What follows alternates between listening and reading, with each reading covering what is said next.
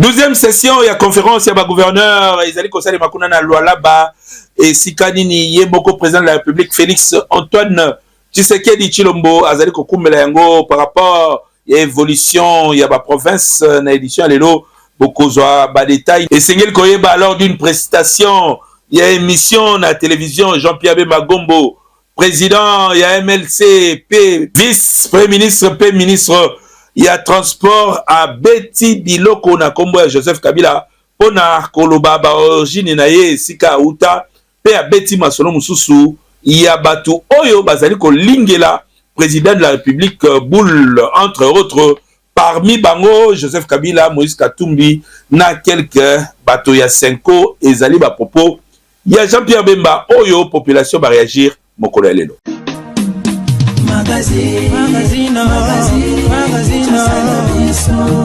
Deuxième session, il y a conférence, il y a gouverneur et bandi na Kolwezi ezali kosalema sous l'impulsion topé sous la présidence il y a Yemoko le chef de l'État Félix Antoine Tshisekedi Tshilombo ezali kolekana ndenge nini ba détail Bolanda la reportage.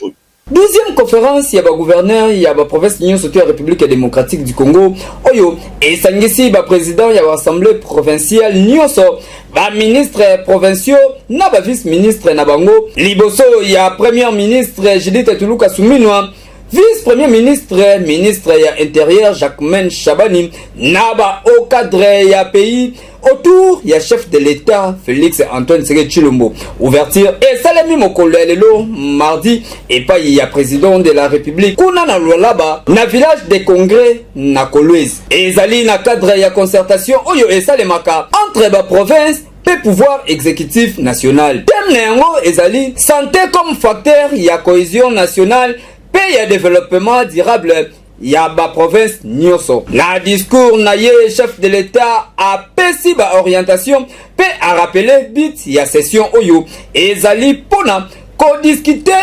importance ya couverture santé universelle lokola utile structurant pona ko améliorer cohésion sociale ko garantir stabilité politique pe ko diminuer ba inégalité sociale na ba province pe na ba entité territoriale décentralisée po na ba gouverneur Tata Mokonzi Ekolo ayebisi bango bazali ba artisan direct ya programme oyo santé universelle et sengeli ko mobiliser ba ressources locales na bosolo pe et sengeli ko zala modèle na ba province na bino yeba ete Tata Mokonzi Ekolo apesi ba prix de mérite et pa ya gouverneur ya Tanganyika Olomami na ya Lualaba pour la distinction na bango na opération ya vaccination contre polio na ba province na bango ba travaux ezali ko continuer na cadre ya 12e session oyo ba matière ya lolenge na lolenge ekozala développer na kati ya conférence oyo masolo ya sécurité sociale topé protection ba travailleurs ba agent ya l'état ya ngonde ezalaki à la base il y a discussion mokolo ya na Assemblée nationale esikanini ba débataki sur loi oyo ezali proposé na vice premier ministre ministre ya fonction publique ba détail voilà dans le reportage oyo signé Faso Kirome.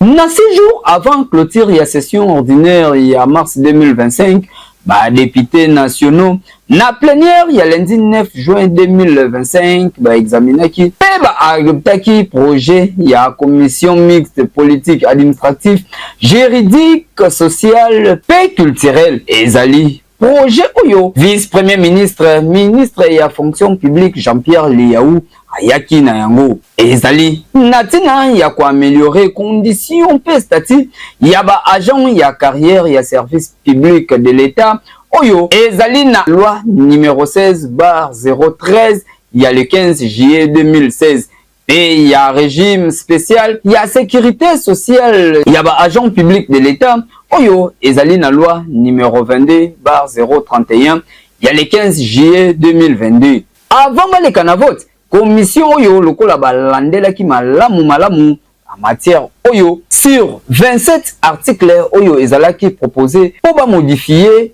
14 ba adopté yango kaka lolenge ezali 12 ezali amendé moko kaka nde balongoli yango na kati ya balwa oyo ezali na ba innovation oyo eselemi ko renforcer gestion ya malamu na ba recrutement pe promotion consécration ya retraite na titre posthume, valorisation ya grade d'attente ya retraite, instauration ya kodéfinir na kati ya fonction publique, ba contrat ya ba agent nyonso, ko établir ba règle pona moto oyo akati mosala na raison ya activité mosusu pona développement ya mboka. Pona loi mibale réforme oyo ememi institution ya régime sécuritaire social na intérêt ya agent oyo azali na couverture te ya loi numéro 22/031. Mosusu ezali kobatela catégorie ya bato oyo bazali na couverture sociale te. Speaker ya chambre basse ya parlement professeur Vital Kamerhe asepeli na mosala oyo commission mixte euti kosala na tina ya baloi oyo. Après débat sur 395 députés oyo bazalaki na plénière, 393 nde bandimi yango, moko azali contre pe mosusu alobi eloko te. Jean-Pierre Bemba, le acteur politique majeur, il y a République démocratique du Congo, à ça qui sorti médiatique Mokolobi, et Sika Betaki, bah détail sur Joseph Kabila Moïse Katumbi, na quelques basango, oyo bazali na plan contre le président de la République, Bolande extrait. Vous savez que le cardinal reçoit, dans le cadre des différentes organisations qu'ils ont au niveau de l'Église catholique, un groupe donc de chrétiens. Et il leur dit, voilà ce que nous sommes en train de faire, c'est chercher une voie de sortie au président. Une sœur catholique lui pose la question, mais on vient de terminer les élections. Vous voulez donc perturber le processus démocratique? Le monseigneur Chollet, dans une rencontre avec les pasteurs, le dit. Évidemment, il a nié, mais dit clairement, ce que nous sommes en train de faire, c'est pour préparer l'arrivée du prochain président. En 2028? Non. Non. Eux ne sont pas dans une stratégie de pouvoir attendre 2028. C'était d'évincer le président. En espérant que lorsqu'ils vont évincer le président, c'est pour faire en sorte que le nouveau qui viendra puisse annuler cette décision salvatrice que le président de la République, Félix Tshisekedi, a pris pour permettre à plus de 2 millions en plus par an d'élèves d'étudier. C'est ça. Est-ce que vous vous rendez compte de la gravité de ce que vous annoncez? Mais qui est le financier de ces certains personnes au niveau de la Senko? Ce sont Moïse Katumbi et c'est Hippolyte Kanambe alias Joseph Kabila. Le Joseph Kabila qu'il combattait quand il était au pouvoir, oui, serait avec eux. Et c'est ça qui est terrible. Mais est-ce que vous... Non, mais c'est ça qui est terrible. Mais si vous suivez, j'ai lu, parce que je n'ai pas suivi, mais vous suivez ce qu'il a écrit dans ces points, je crois c'est 12 points si je me souviens. Effectivement que c'est d'actualité, et je peux vous dire que j'accuse Monsieur Hippolyte Kanambe, alias Joseph Kabila, Katumbi Moïse Soriano, et certains acteurs dirigeants de la Senko, d'être les auteurs d'une tentative de déstabilisation de l'État et également d'atteinte à la sûreté de l'État en voulant éliminer le chef de l'État. Population, tokutanaki na bango na balabala bazangi malobate par rapport ya ba propos ya Jean-Pierre Bemba incriminant Joseph Kabila Moïse Katumbi na quelques membres ya Senko oyo balingi ko atteindre même na vie ya chef de l'État. Pour ma propos, il y a vice-premier ministre Jean-Pierre Bemba. Bon, on a surpris, hein. C'est dès l'arrivée à ex-président Joseph Kabila au pouvoir, moi j'étais déjà informé qu'il n'est pas congolais, mais bien Gaza rwandais. Mais ce qui est vrai, parfois on a vu chez les mais si on est comme populaire, ils sont déjà informés dès le début que Gaza congolais. Mais vision on a été mission les alliés à soutenir le chef de l'État pour alungo la mboka na maboko ya bapaya. Parce que c'est qui donc assiégé na ba étranger mboka pendant tout ce temps 18 ans. qui dirigé dans les Congolais, les étrangers ne vont envoyer ça qui sont dirigés mboka ça sur balingi. Les conséquences de ce monde a-t-il le même président et président moi na mboka tseke d'ailleurs comme na bokonzi tellement infiltré basé belé bazo continuer à saboter l'action ya chef de l'état né biso population jusqu'à tozo komona clarté mais moi na mboka j'ai peu baza na raison na makambo ya lobi na ngai wana kutu eza ba miette eza oyo ezo bima eleki kutu wana musika wana na ba miette wana ba miette bato wana ba pied mboka empire wana wana ba pied mboka ona niveau moko za na été même ba belge pendant 80 ans basala na ba coloniser biso batika ko pied mboka ndi bango ba pied te maintenant mutu asala kitona ye bemba ayibi ba vérité mususu obiso to éviter bemba ayibi mamaka mususu ba signature mususu ba signa ba acte mususu o etindaka ya sala makambo asala na époque à 1+4 biloko wana nyonso ba interne nango biso to yeba yiti waza courage aloba boye seke asana ba preuve peut-être na makambo oyo azoloba ngai eloko na osengeza nini toyoki eloko nyonso alobi tomoni yango mpe na tv na top abimisa ba preuve ba biloko oyo alobi. Je lui salue d'ailleurs là où il est. Je salue toutes les autorités en passant. Mais ce qui est sûr, le plus important, c'est que tout s'est concentré sur la construction du pays. Pas dans les polémiques. Maintenant, ils attendent à Baron Bazan à pouvoir. Bazan à poste. Basala Makambo, Oyakala Basala Giti. C'est ça qu'en fait que moi je pense qu'il faut se concentrer. Pour se concentrer, pour Nababilo Oyakala Wana, Congolais social, les gens nous bien. Ola les a bien. C'est pas ça le plus important. Quand il va histoire je ne pense pas qu'il va bloquer un des robots. Tout s'unir, tout avancer, tout à la barrière il y a kala ou simba quitté, na ba corps estima au salaki que mboko na biso za la cima, tout corriger pour que banana biso, la génération à venir va vivre en côté, va la fière, il y a mandat, na gouvernement, na mission où le nouveau gouvernement présidentiel actuel est en train de faire pour tout bêter là-bas. On peut nini. Azar parfaitement la raison sur tous les plans. Parce que tu as dénoncé, on est la vérité. Il y a la vérité. Tant que la vérité, c'est tant que la vérité. À toi, tu as Banyamungira, tu as Bizimakaraza, tu as $100,000. Mais pour la patrie, pour la mboka, tu ne peux pas vendre le pays. Et ça l'a raté. Tu as dit que tu as allé en haut. Mais tu as habitué à Congolais. Tu as awa. Mais tu as beaucoup pas. Tu as dit musée. La fausse commune. Le bilan, on a époque à Nabi. Il y a Joseph Kabila. Combien de bateaux Koufa. Mais quand on a mboka, tout ça, la marche, le carton rouge, on a souffert. Mais on a sali grâce. Résultat moko ezate, azolingande ala kisa na face ya ba Congolais. Ko bato belé, baza na ignorance. Ba musu basala kina Kabila balie ba mbongo ba vivre. Bazo oyo ba passe na motema, so ba ki bakangi Kabila. To balati seli ngwanda bazo ka passe, ba ka motema passe. Ko Congolais za ka mutu mo bwa kana ba mawa. Même ngai nesi nazana ngo so natali bien Kabila méritait quand même ba fleur parce que à salamata na yemo ko boye malgré ba mabe leki dose mais on pouvait lui donner le temps pour fachi pazaki na monter maona mais yemoko azana makila o eza contraire na babantu eza contraire yema makila moko boye ba descendant na Bukononosor.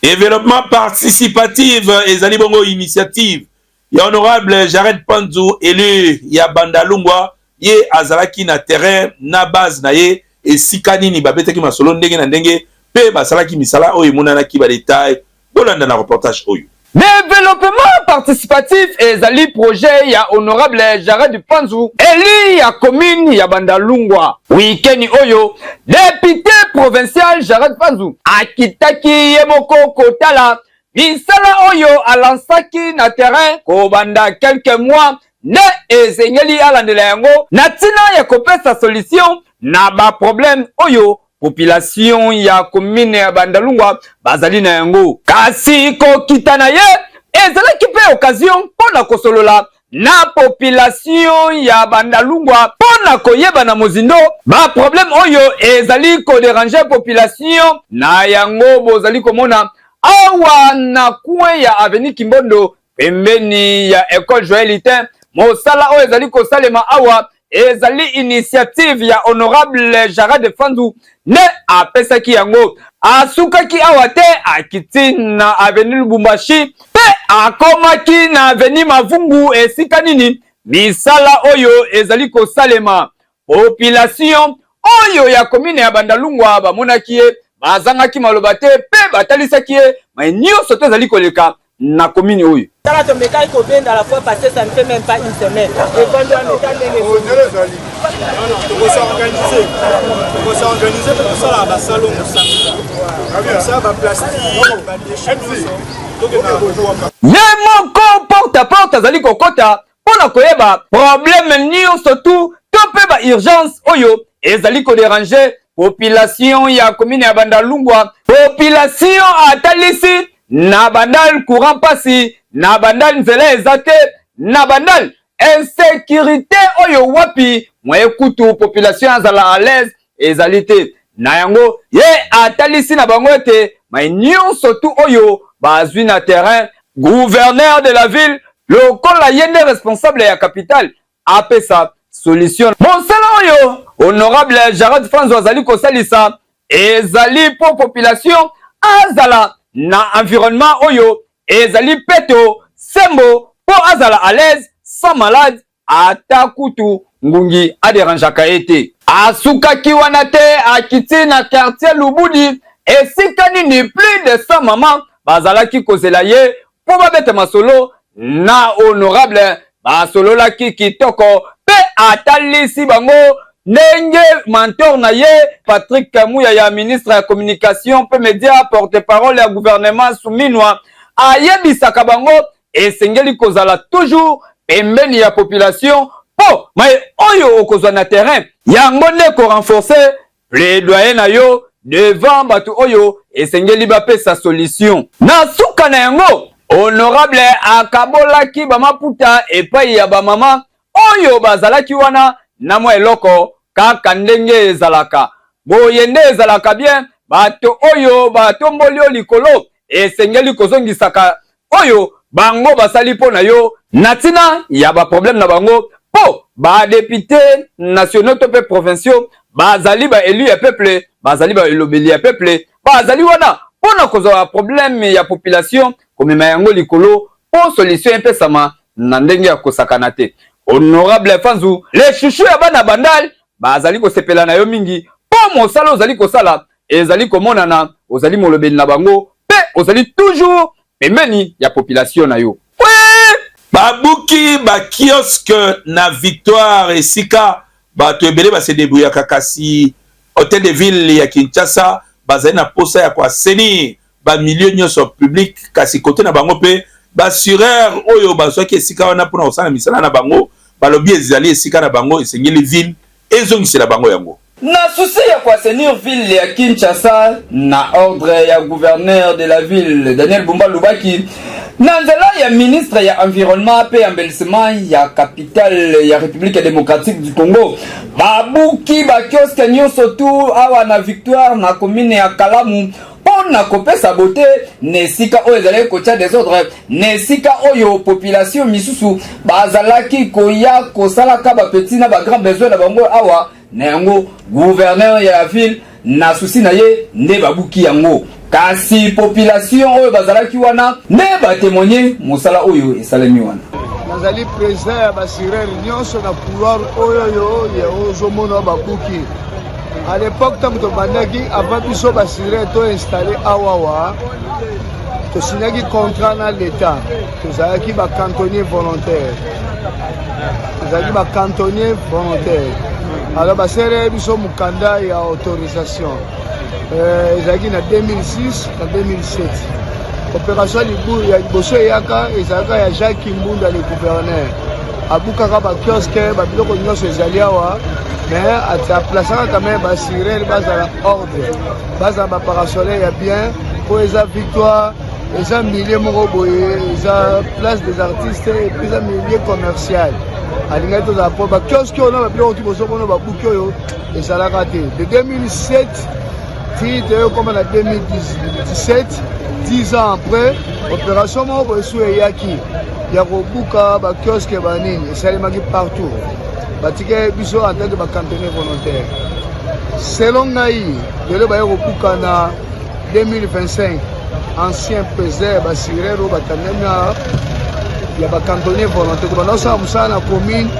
afuta biso to bandeki ko enseigner awa nyonso tout bandeki kozala propre batakoteka bazalaki te tozaleka biso mo basire l'état placé biso na ndenge moko ya bien baparasole ya bien bakiti ya bien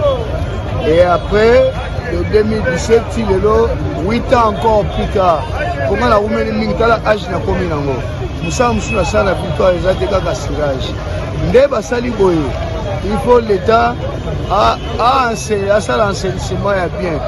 et puis apesa kaka baengagement na basirero bazawa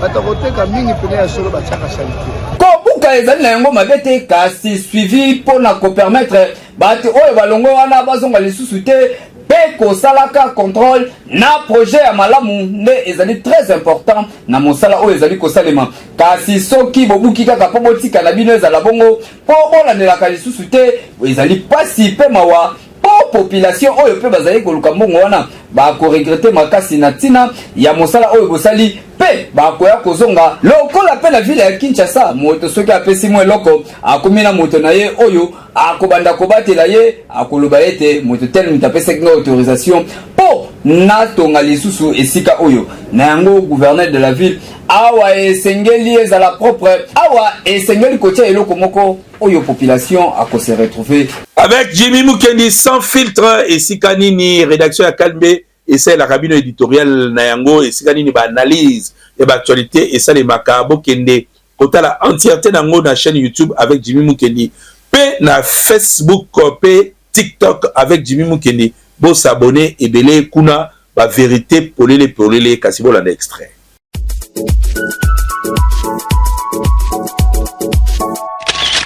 Armée rwandaise nde azali ko fournir na ba armes na ba hommes na batu na manipulation na ba renseignement pe technologie na ba rebelle oyo bazali ko agresser République démocratique du Congo na Est. Par rapport ya yango ba pays africains ba ko continuer na hypocrisie te. To yebi que attitude oyo peut changer, ça a pris du temps kasi diplomatie agissante ya République démocratique du Congo to bétimer ça pour na koloba que Rwanda et Koki jamais kokumela structure Rwanda. Et puis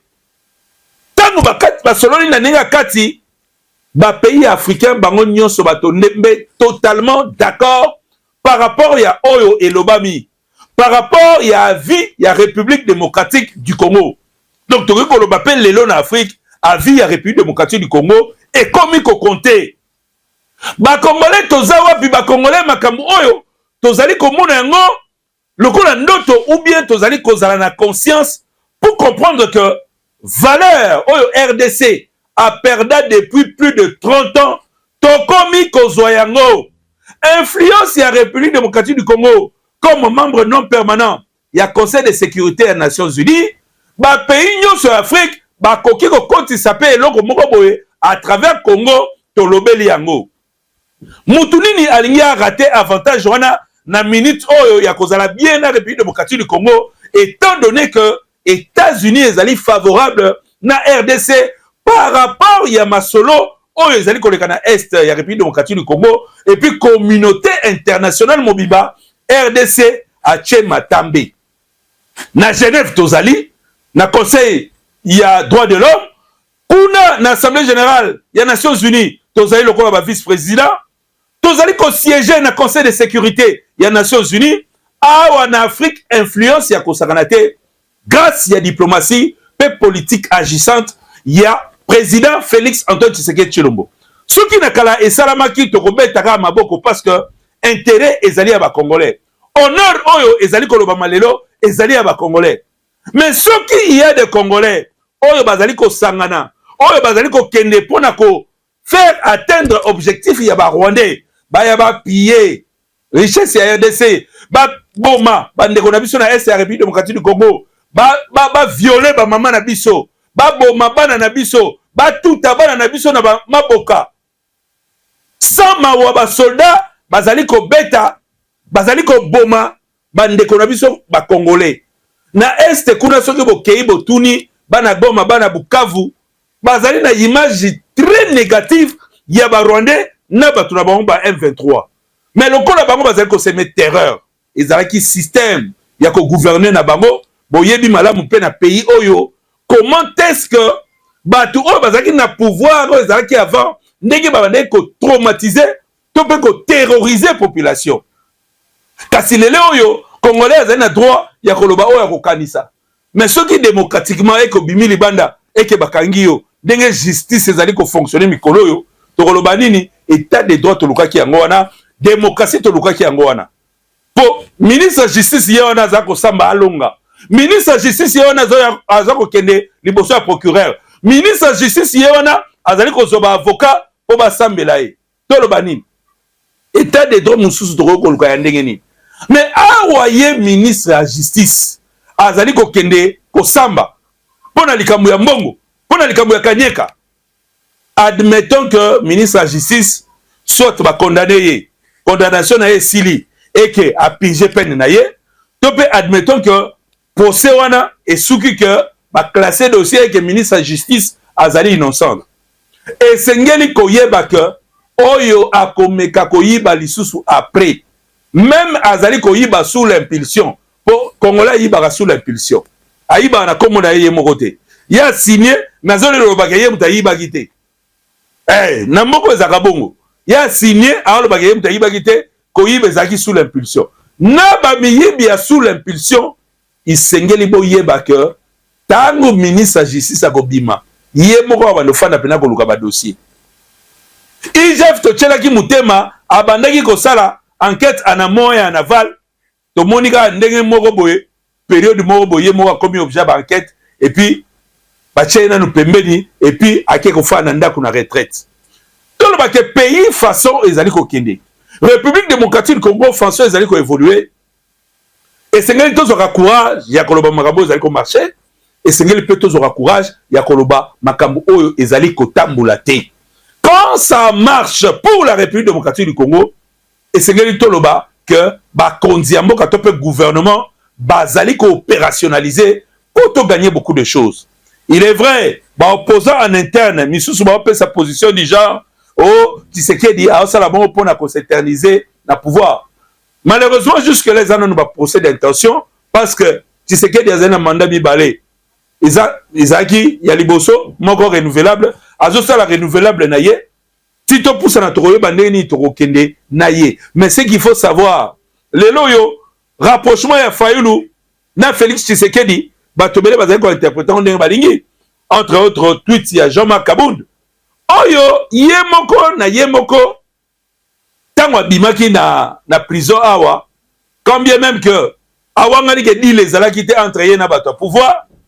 to concéder abimaki na be fort na ye to pe apurja ki peine na ye mais Jean-Marc Kabound na ba sortie médiatique na ye azaki très méchant envers pouvoir to mona ngo normal les positionnement politique azali ko sala politique lokola opposant azali ko sala politique lokola mutu moko boye alingi bien ya peuple kasi sortie ya Jean-Marc Kabound après kokuta na Félix Tshisekedi na Martin Fayulu koloba que union oyo ezali entre Félix Tshisekedi na Fayulu ezali bongo camp de la patrie parce que tant que vous avez ça la camp de la patrie ezali le roi Bozo ça la camp de la patrie contre Batu Mususu. Moi je pense que réflexion ya Jean-Marc Kabound wana ezali vraiment mérité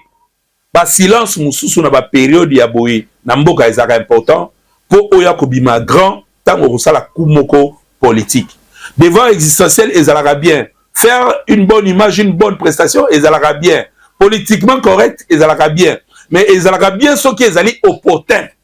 Ce qui est allé opportun par rapport à l'évolution du pays. Ce qui est allé opportun par rapport à l'intérêt du peuple, risque d'éternir l'image de PB Bissa, la prestation politique, autant Moussoussou, on doit considérer le roi grand et puis Moutouazan a intérêt à la population. Mais comme si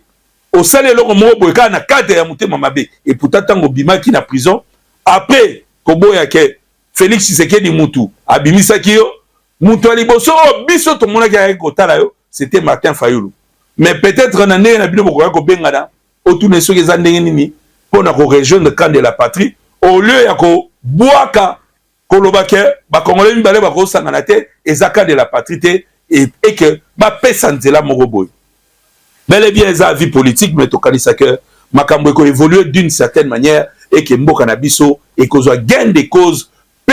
République démocratique du Congo et continue ko ke liboso ba oyo nyonso baza ko linga ko boma mboka oyo to pe ko détruire mboka oyo au nom ya ba intérêt na ba privé ba yeba ke ba ko kufa ba otika mboka oyo.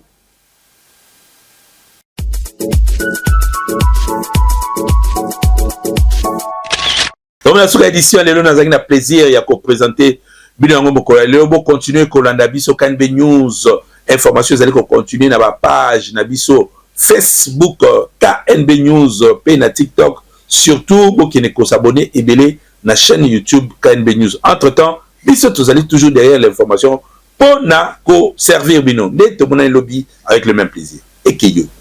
oui magazine